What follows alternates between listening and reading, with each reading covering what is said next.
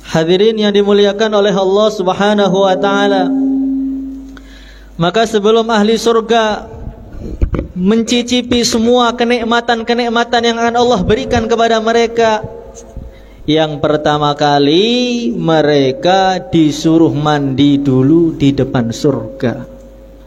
Ketika mereka mandi di mata air di depan surga, maka di saat itu Allah bersihkan semua kebencian-kebencian dalam hatinya itu. Dendam-dendam kepada saudara muslimnya ketika di dunia, memori-memori kelam orang yang telah menyakiti dia, melecehkan dia ketika di dunia, membuat dia kecewa ketika di dunia. Wa naza'na ma fi sudurihim min ghil. Ketika itu Allah bersihkan semua sehingga mereka memandang satu dengan yang lain dengan pandangan kasih sayang dan pandangan cinta. Hadirin yang dimuliakan oleh Allah Subhanahu wa ta'ala, kenapa seperti itu?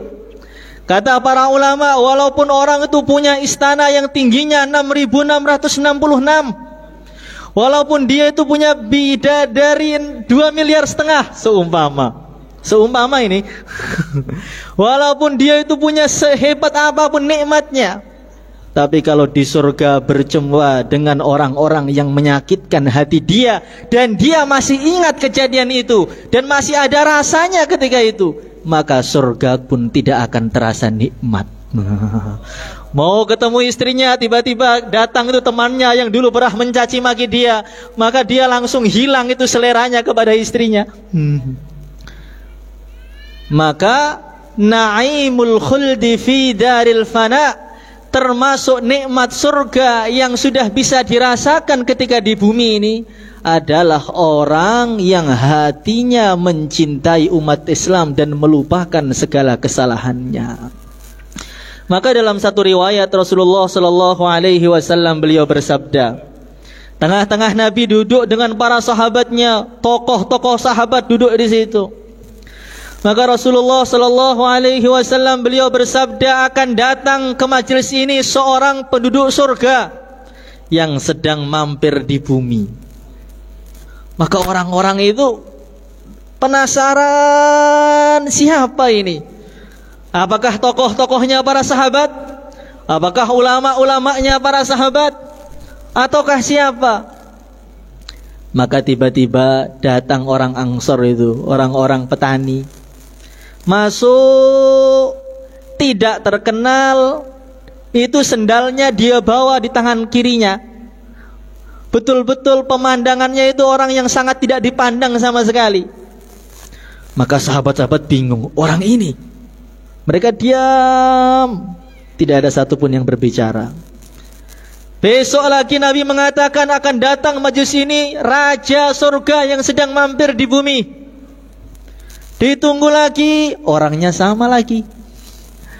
Hari ketiga Nabi mengatakan akan datang itu orang yang sudah bisa dipastikan di surga, sekarang sedang mampir sebentar aja. Orangnya sama lagi. Maka Sayyidina Ibnu Umar ini langsung datangin orang tadi. Dia mengatakan, Tuan, izinkan saya bertamu di rumah Tuan 3 hari. Ya, boleh. Maka ketika bertamu malam dilihat enggak tahajud.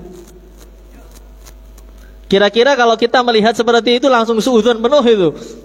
Ini ada ulama datang-datang malah enggak tahajud. Gimana kira-kira ini? Saya teringat satu kejadian. Ini jumlah mu'taridhah namanya, cerita di dalam cerita. Ada orang ketika kita nulis itu biografinya Kiai Uzairon itu, sana sedang ditulis. Maka ada teman beliau, seorang Karkun Jos, Ahbab Jos. Suatu ketika di dalam satu safarnya, maka malam sudah masuk jam 1 malam. Teman-teman beliau sudah mulai bangun, ambil air wudhu, sudah mulai doa, ya Allah, pada nangis tuh karkun-karkun itu. Tapi ini ulamanya masih tidur. Lampunya gelap. Maka dalam hati dia mengatakan, ini gimana ini? Ulama malam-malam kok masih tidur jam 1, nggak pikir umat apa gimana ini?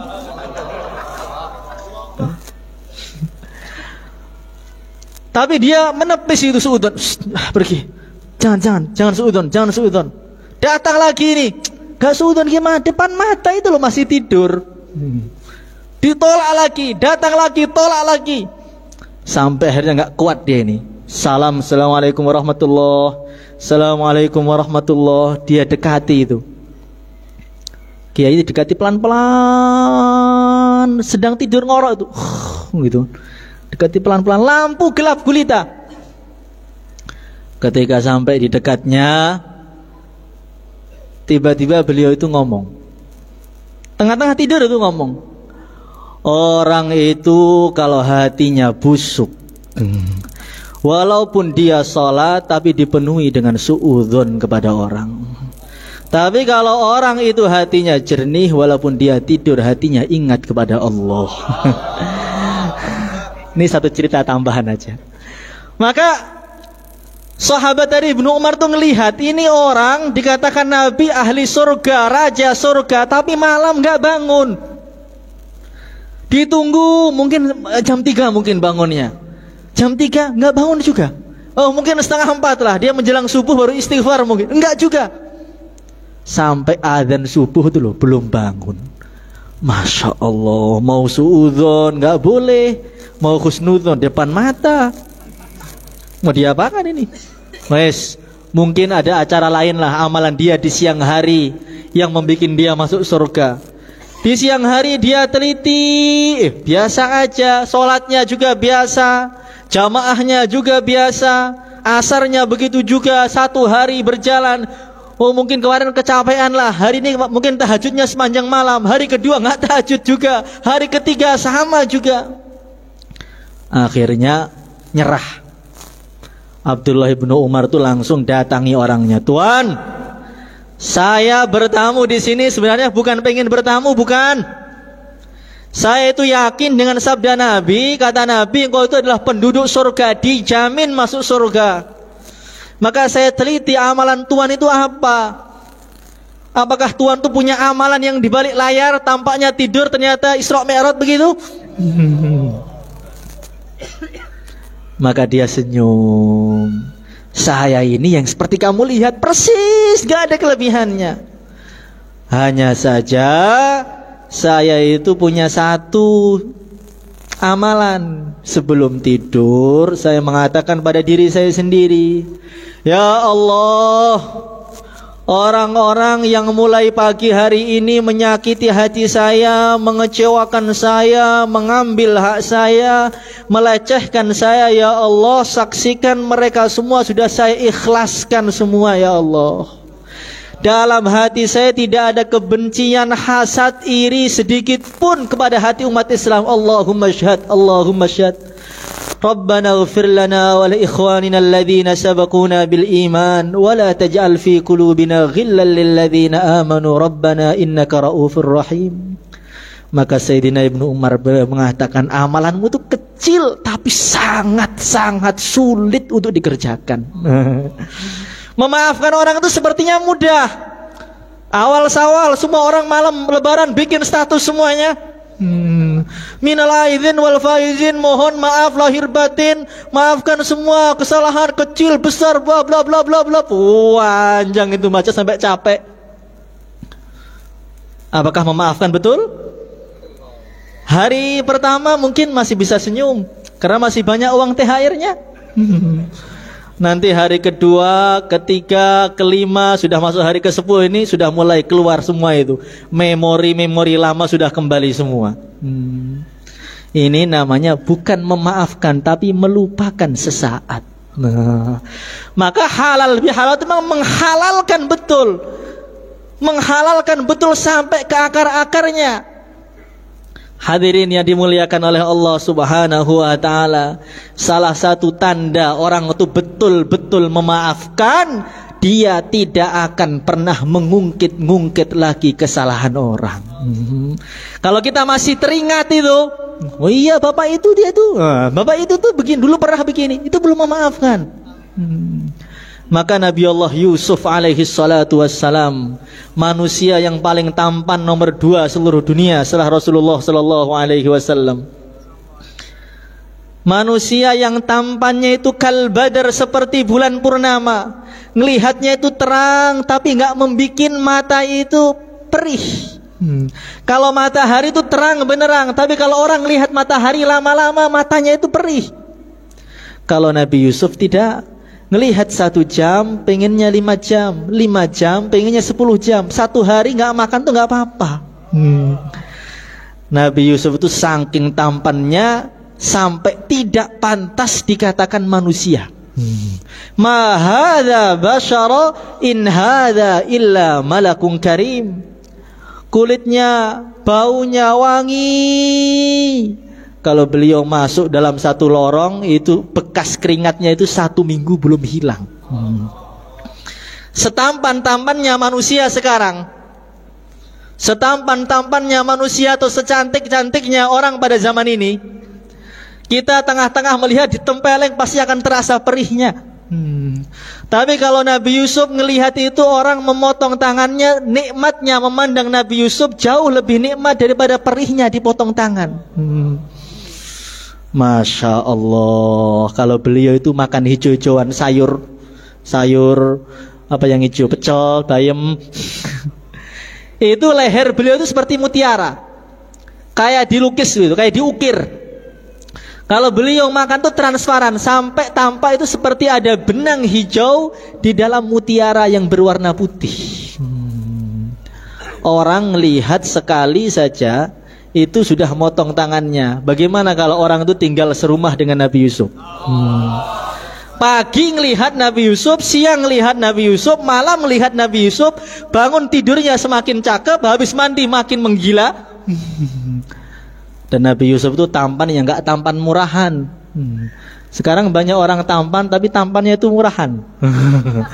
Tampannya murahan itu apa? Diobral di mana-mana. Dikit-dikit selfie, dikit-dikit selfie, dikit-dikit sedang apa kayak difoto dikit, miring sana, miring begini. Itu namanya tampannya, harganya 2.500. Banyak orang tampan tapi tampannya itu nggak terlalu mahal, sehingga kalau dipuji sedikit langsung kelepek-kelepek di tempat. Masya Allah Ustadz tampannya, oh begitu ya. Ini namanya tampan murahan ini. Ustadz, Pak Ustadz, ada apa? Bimbing saya hijrah Pak Ustadz ya. Ya, saya bimbing hijrah ke neraka jahanam. Hadirin yang dimuliakan oleh Allah Subhanahu wa ta'ala, Nabi Yusuf itu semakin dikejar semakin menjauh. Sudah tampan tapi coolnya itu luar biasa. Kira-kira kalau orang lihat, kalau nggak leleh itu udah lumayan. Banyak orang tuh ngelihat Nabi Yusuf itu matanya langsung terkilir. Gimana mata terkilir itu? Bukan kakinya yang terkilir, matanya terkilir, nggak bisa menggedip.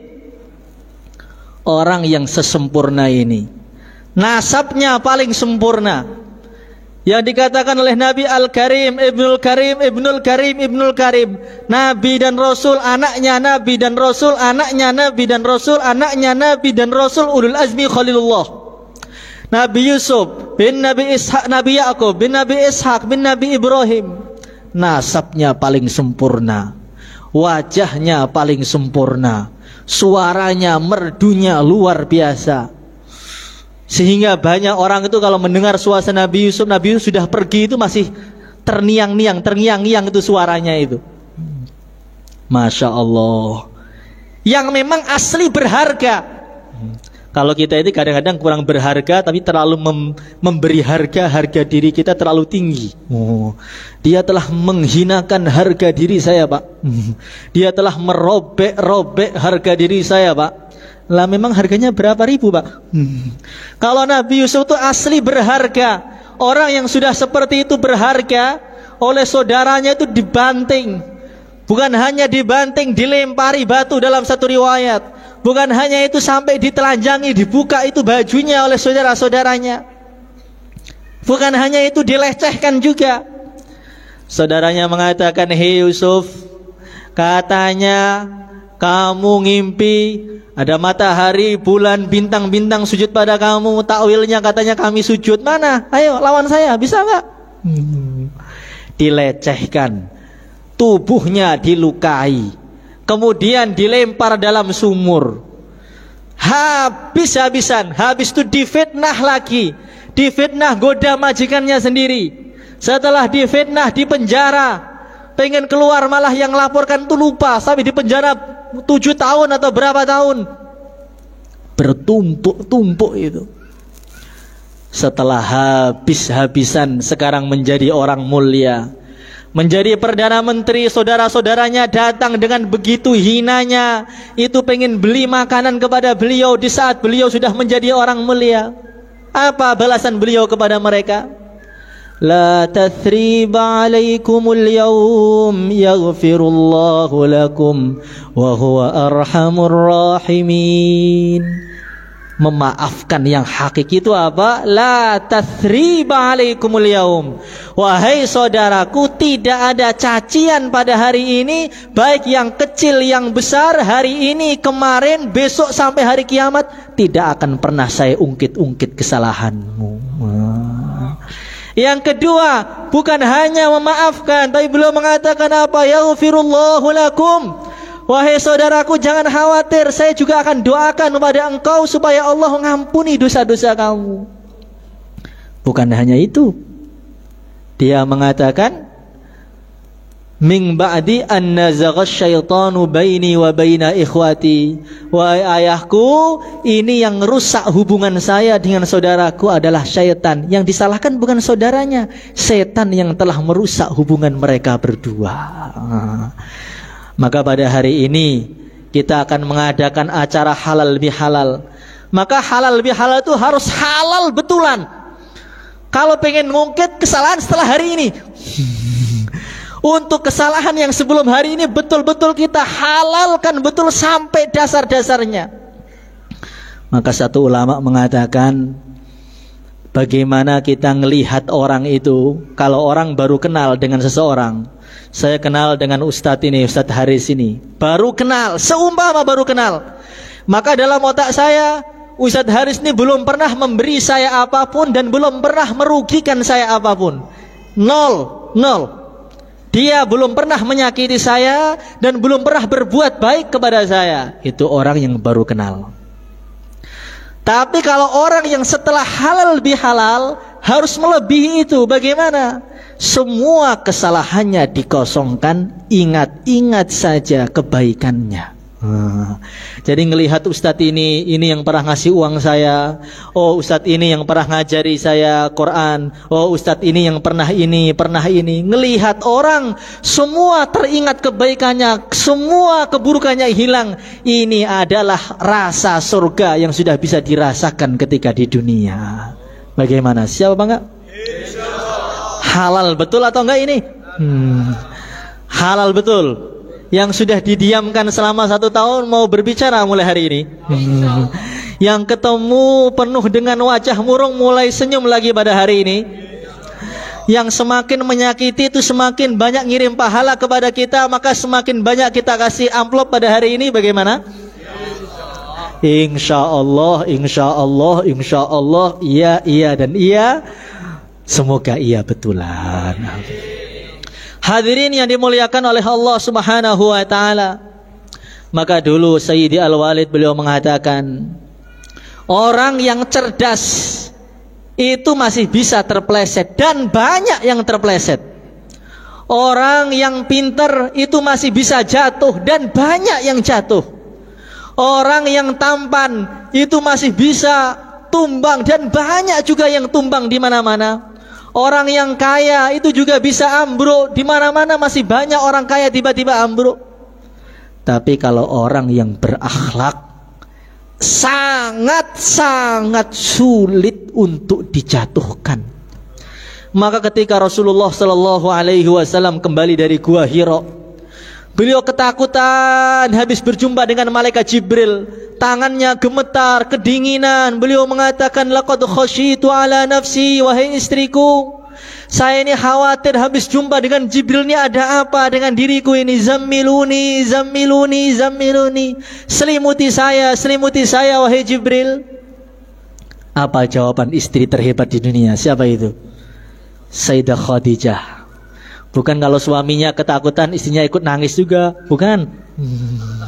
Ketika suaminya lemah dia menjadi kuat. Maka dia mengatakan, wallahi kalla wallah ma yukhzikallahu abada. Innaka latasilur rahim wa tahmilu kalla wa taksibul ma'dum wa taqrid dhaif wa tu'inu ala nawaibil haq. Ya Rasulullah sallallahu alaihi wasallam, demi Allah, Allah tidak akan pernah ngecewakan kamu, bikin kamu sedih, bikin kamu jatuh, enggak akan. Engkau itu orang yang selalu menjamu tamu, memuliakan tamu, membantu orang-orang yang kekurangan, membantu fakir miskin. Maka dulu kita beliau mengatakan, Nabi itu kelebihannya segala-galanya itu lebih. Paling tampan, paling bagus suaranya, paling kuat tenaganya, paling bagus akhlaknya, paling sempurna nasabnya. Kenapa Sayyidah Khadijah tidak menyebutkan engkau orang yang paling hebat, engkau orang yang paling kuat, engkau orang yang paling sempurna wajahnya, paling bagus suaranya? Tidak. Yang beliau puji apa? Engkau itu orang yang berakhlak mulia. Itu menyambung silaturahim, menyambung sanak famili, menjamu tamu, membantu orang-orang miskin. Kenapa yang disebutkan akhlaknya? Karena Sayyidah Khadijah sudah punya pengalaman. Orang yang berakhlak ketika mau jatuh, maka Allah akan tolong dia dan dia tidak akan bisa jatuh selama-lamanya. Maka Nabi Allah Yusuf alaihi salatu wassalam, ketika beliau dibuang dalam sumur, apa beliau jatuh? Tidak jatuh.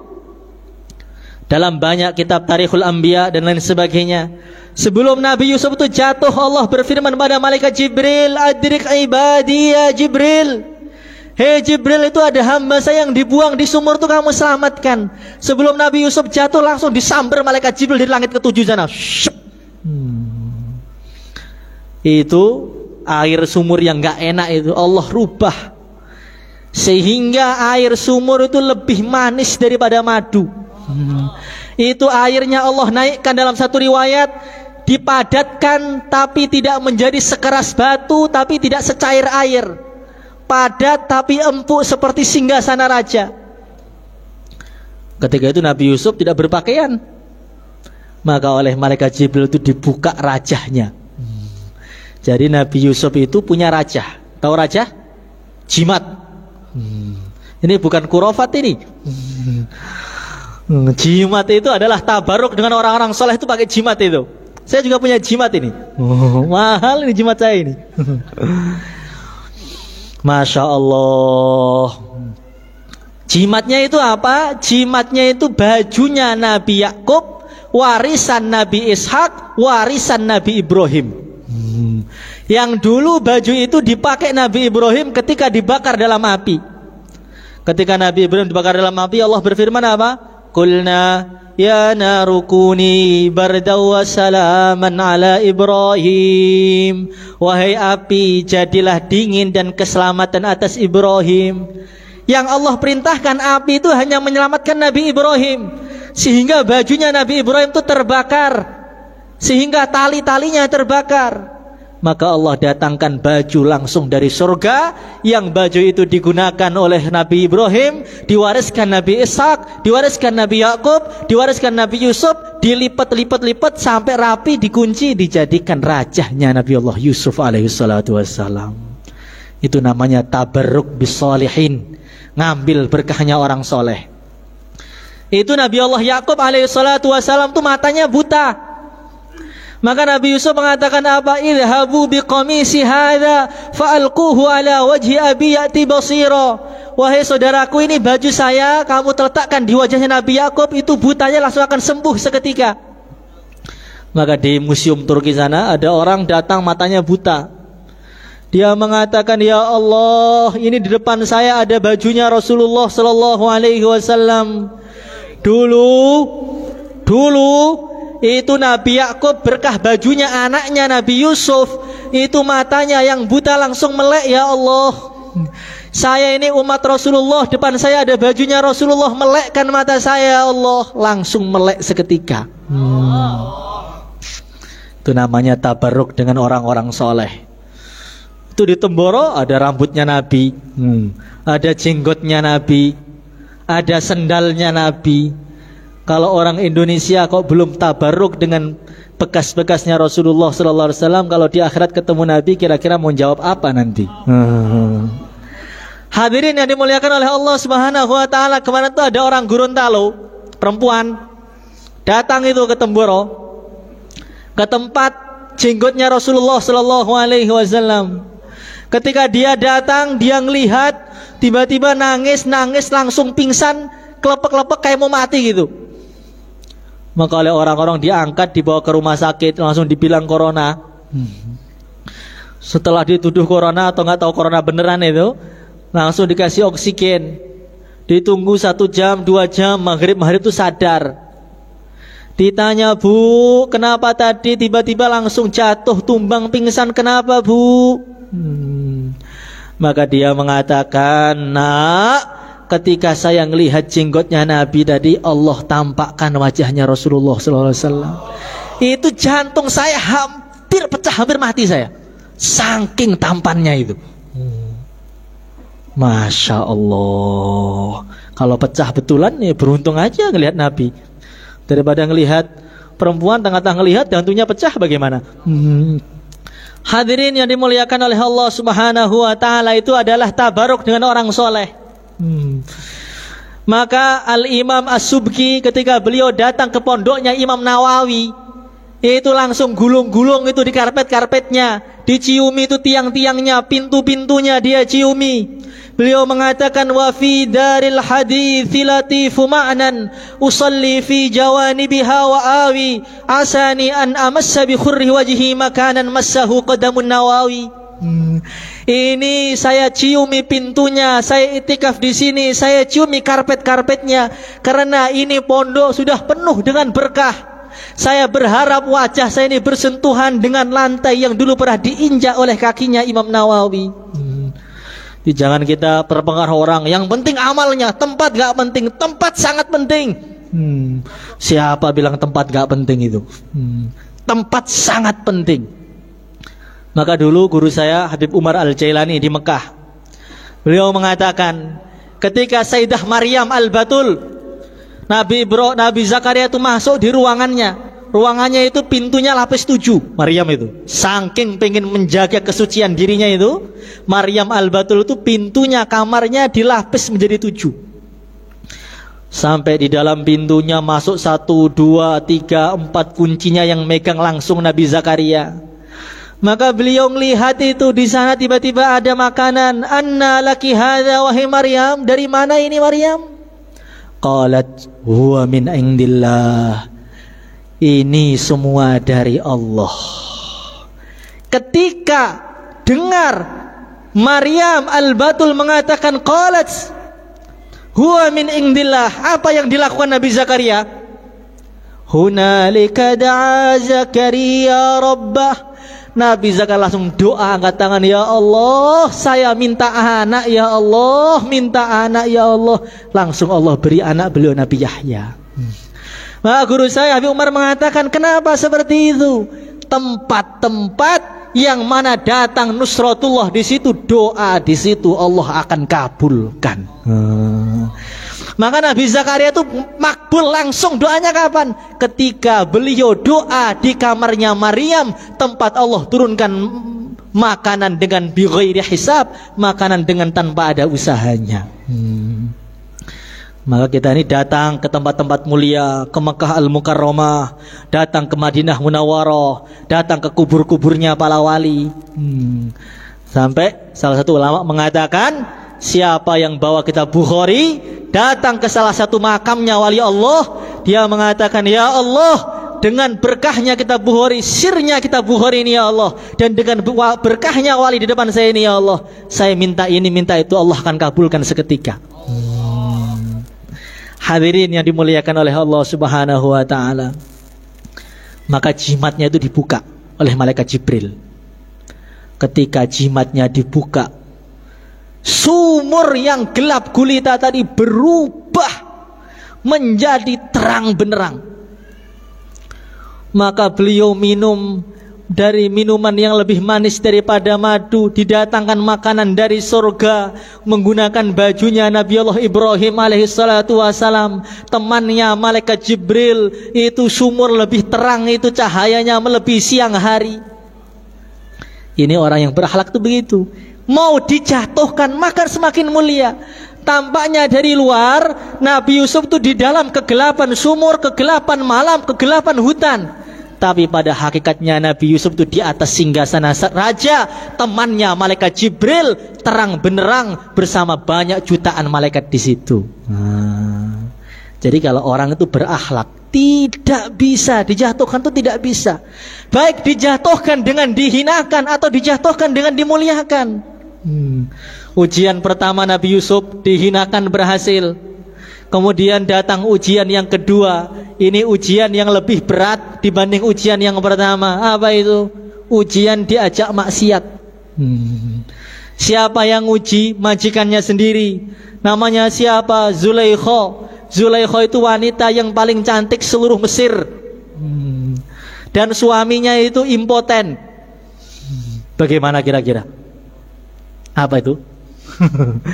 Masya Allah, Zulaikha itu lihat Nabi Yusuf itu mulai kecil, makin besar itu makin tampan, makin tampan, makin tampan, makin tampan.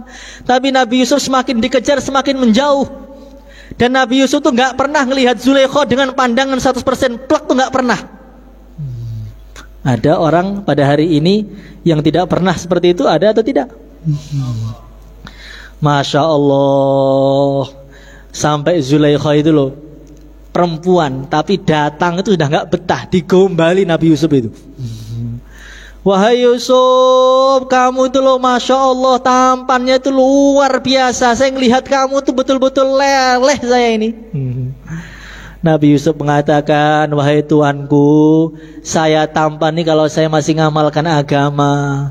Tapi kalau sudah meninggalkan agama, nanti dikubur tuh dimakan oleh rayap, dimakan oleh set, dimakan oleh ulat. Maka Zulaikha mengatakan, Yusuf, saya minta satu permintaan pada kamu. Kamu lihat saya ya 1 menit aja, tapi ngelihatnya itu yang pas gitu loh. Kalau kamu belum pernah ngelihat saya, belum tahu hakikatnya saya. Tapi kalau sudah ngelihat saya betul tep, kamu pasti akan leleh juga Yusuf ini. Maka Nabi Yusuf mengatakan, wahai Tuanku, saya ini gak mau lihat Tuan. Saya khawatir kalau ngelihat sekarang mata saya nanti buta pada hari kiamat. Ada laki-laki pada hari ini seperti itu atau tidak? Pak Ustadz, Assalamualaikum. Ayo, bagaimana itu? Waalaikumsalam. Ada yang perlu dibantu? Langsung yang datang bukan Ustadz, tapi 1000 syaitan. Hadirin yang dimuliakan oleh Allah Subhanahu wa ta'ala. Maka Zulaikha itu langsung bikin makar. Inna kaidakunna azim. Allah berfirman, makarnya perempuan itu azim. Azim itu apa? Sangat dahsyat. Sedangkan Allah mengsifati makarnya syaitan, inna kaidas syaitani kana dha'ifa. Setan itu lemah. Sedangkan perempuan azim. Maka kalau sudah nikah susah ke masjid. Apalagi yang sudah dasarnya gak pernah ke masjid sebelum nikah. Makin nikah tarik itu sarungnya langsung duduk. Betul atau tidak? Gak tahu saya gak pengalaman seperti itu. Hadirin yang dimuliakan oleh Allah Subhanahu wa ta'ala. Maka makarnya bagaimana? Itu oleh Zulaikha itu pintu-pintunya, tembok-temboknya itu dikasih lukisan wajahnya Zulaikha. Sehingga kalau Nabi Yusuf itu ngelihat, akhirnya teringat Zulaikha, akhirnya otaknya agak-agak rusak sedikit begitu. Tapi Nabi Yusuf ketika melihat itu langsung dia tundukkan pandangan. Kullil mu'minina yaghuddu min absarihim wa yahfadhu furujahum dzalika azka lahum. Ini loh, ada kata apa?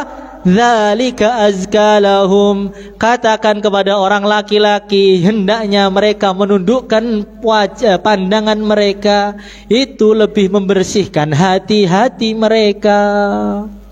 Maka dalam satu hadis dikatakan, Nadratun ila mahasinil mar'ah sahmun masmumun min sihami iblis. Faman tarakaha adzaqahullahu halawata ibadatin tasurruh. Pandangan kepada perempuan yang cantik, begitu pula perempuan memandang laki-laki yang tampan, tambah lagi nih. Itu adalah panah-panah beracun dari panah-panahnya iblis. Barang siapa yang mampu meninggalkannya, maka Allah akan berikan kepada dia kenikmatan rasa, kenikmatan beribadah. Maka Nabi Yusuf langsung itu tundukkan pandangan. Maka Zulaikha lihat, oh lihat bawah ya. Ganti besoknya itu apa? Bawahnya diganti cermin. Lantainya ganti cermin, plafonnya cermin, itu temboknya cermin.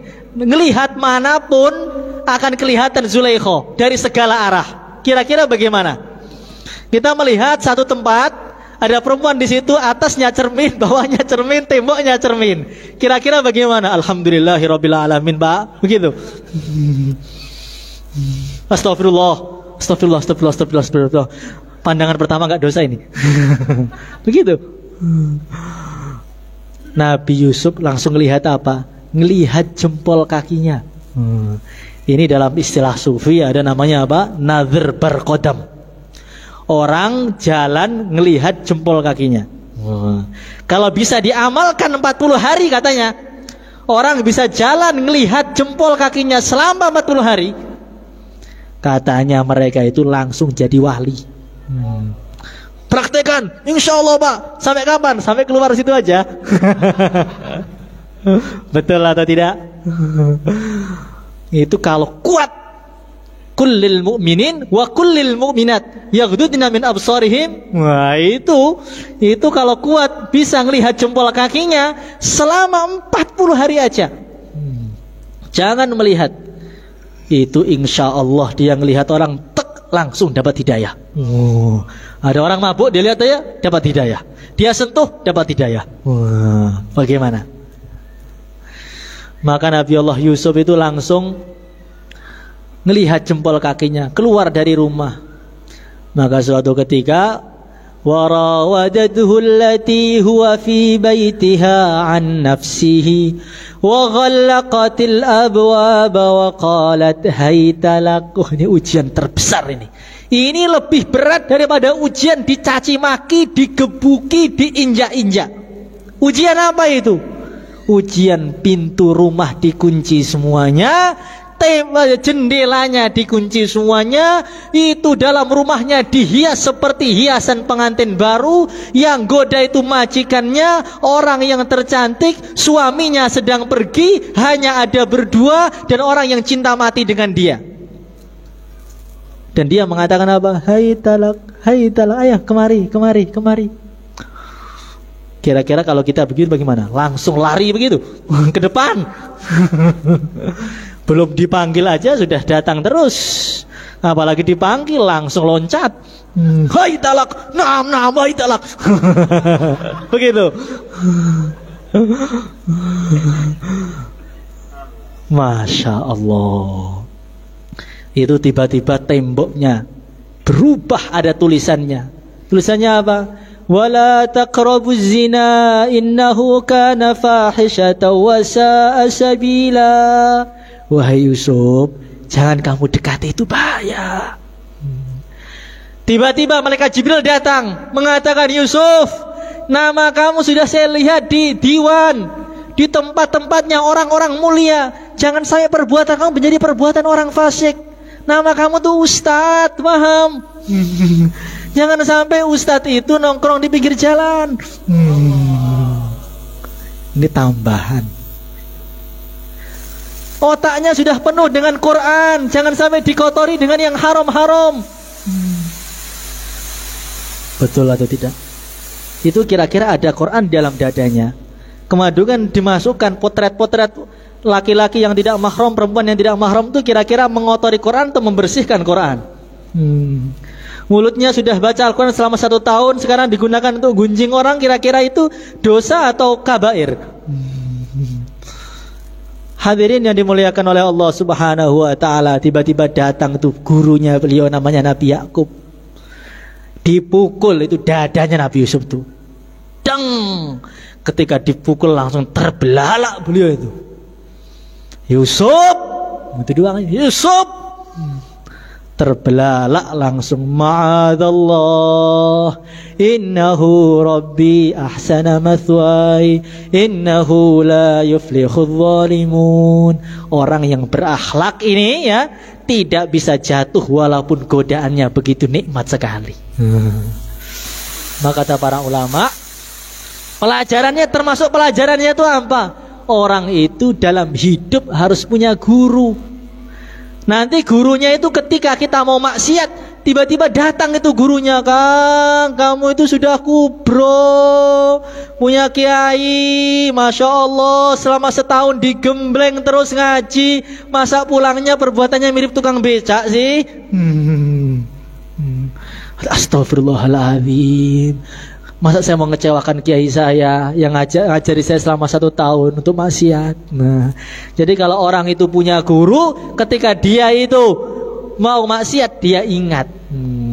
Tapi kalau hatinya sudah buruk, dia chattingan dengan perempuan, tapi wallpapernya gurunya. Masya Allah, ini namanya sempurna ini. Wallpapernya gambar kiainya, tapi yang dilihat adalah orang-orang yang tidak muhrimnya, mahrumnya.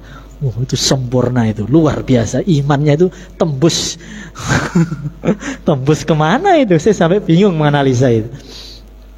Hadirin yang dimuliakan oleh Allah Subhanahu wa taala, maknanya bagaimana? Ada ujian itu yang menyenangkan, mencaci, ada ujian itu yang memuji. Ada ujian tuh, apa kamu? Ada ujian, Masya Allah Ustaz, Masya Allah, luar biasa. Tapi kalau orang berakhlak, tidak akan jatuh ketika dihinakan, dan tidak akan tumbang ketika dia dipuji. Maka bagaimana hari Aid ini kita jadikan hari kasih sayang antara umat Islam, hari cinta mencintai. Insya Allah kalau kita mulai memperbaiki akhlak kita mulai sekarang, wa innaka la'ala khuluqin azim, mendapatkan berkahnya itu doa itu. Jadi salah satu doa caranya begini, ya Allah, berikanlah akhlak kepada saya, dan dengan berkahnya ayat wa innaka la'ala khuluqin azim, itu insya Allah Allah akan perbaiki akhlak dia sampai menjadi akhlak yang mulia di dunia dan mulia di akhirat. Bagaimana, siap? Maka kita sekarang akan mengadakan musafahah, halal bihalal, musafahah. Ya, musafahah setelah doa kan. Doa kemudian musafahah. Dalam satu hadis, ketika orang itu musafahah sambil baca salawat, kemudian dia doa kepada Allah Subhanahu wa taala. Yang pertama, ghufira lahu ma taqaddama min dzambihi wa ma ta'akhkhar, dosa yang lalu, dosa yang akan datang diampuni semua. Dan yang kedua, doa-doanya akan dikabulkan oleh Allah Subhanahu wa taala. Maka ketika salaman itu hajat kita apa? Kita sampaikan, ya Allah, yang belum laku tuh ya Allah, saya supaya laku gimana? Yang belum punya anak, ya Allah, minta anak gimana? Yang sudah punya istri, ya Allah, gimana langgengkan menjadi keluarga sakinah mawaddah warahmah, begitu. Nah, begitu. Siap? Yang punya utang, bagaimana utangnya ditunaikan, dibayar. Jangan ketemu orang yang diutangi malah makin lari. Makanya kita doa terus, salaman dengan senyum, biar dapat pahala sambil doa. Insya Allah, insya Allah, insya Allah majelis kita ini betul-betul halal bihalal, sehingga Allah akan menghalalkan semua kesalahan kita di akhirat nanti.